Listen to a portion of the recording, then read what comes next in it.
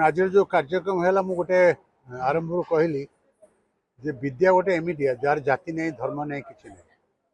विद्या द्वारा ही मनीष निज रेकग्निशन करें एवं आम ट्रस्ट तरफ आम स्कूल तरफ आम एजुकेशन संस्था तरफ आमे मैंने चाहूँ किसी भल मनीष भल पिला उठंत भल पिला भल मनीष हेले आमर जातिर उन्नति हम आम प्रदेश उन्नति हम एवं आमे माने आउरी जगन्नाथंकर निज निज पाखु जीवा तेणु आमे आसी बर्तमान बुढ़ा हो गले 70-75 वर्ष है तेणु आमे चाहिए आमर किछि पिला सुंदर पिला हूँ आम जातिर नाम अर्जन करंतु एवं सबु जगार ख्याति अर्जन कर विद्या गोटे एमिटिया जिनस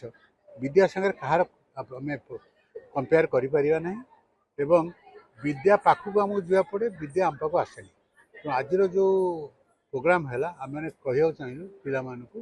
जे तमे विद्या पाखे गले तुम आगू बढ़ Saismita Behera Kendupatna high school 9th class. अच्छा तमे भाबरे आज पुरस्कृत हला केमती लागला ए आयोजन नै कोन कहयो बहुत भलो लागुची ए आयोजन आउ मो बाबा भी आछंती आउ मोर सक्सेस पछरे मो माई स्कूल रा शिक्षक शिक्षयित्री बापा मां आउ भगवान। अच्छा ए जो प्रोत्साहन मिलु छी ठीक उत्साह मिलु छी तम भले अन्य पिला माने मिलु छी एटा तम आगु को केते तुमको प्रोत्साहित कर ऑलरेडी साहू बहुत कापेरी साहू केमिति तम इंस्पायर होला अमर कुमार साहू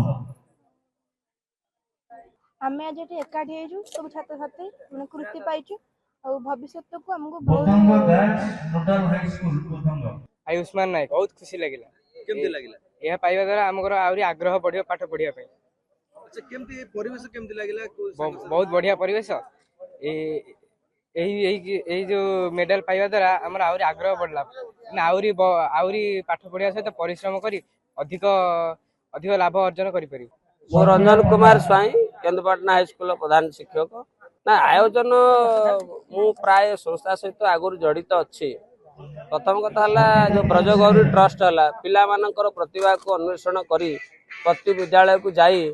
सेठी पिला मानक ठारू जो डाटा संग्रह करी तापर से जो प्रोत्साहित करा जाउची तांकर आगामी भविष्य एटा निश्चित भाव में स्वागत योग्य पदक्षेप यही बधान्य व्यक्ति आम अंचल में अच्छा तेणु आम गर्वित ये अनुष्ठान को नहीं तांकर प्रयास को नहीं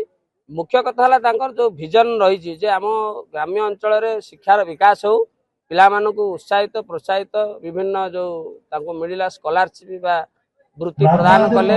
सम्मानित कले या द्वारा तांको निश्चित भाव में आगामी जो तांकर परीक्षा अच्छी बोर्ड परीक्षा अच्छी से माने भल रिजल्ट करि परिबे एवं आहुरी मध्ये उत्साहित हेबे एवं एई जो आयोजन को देखि विद्यालय स्तर अन्य पिला माने मध्ये आहुरी उत्साहित हेबे आगामी दिन मानकर एई छात्रवृत्ति पाइबा पई एवं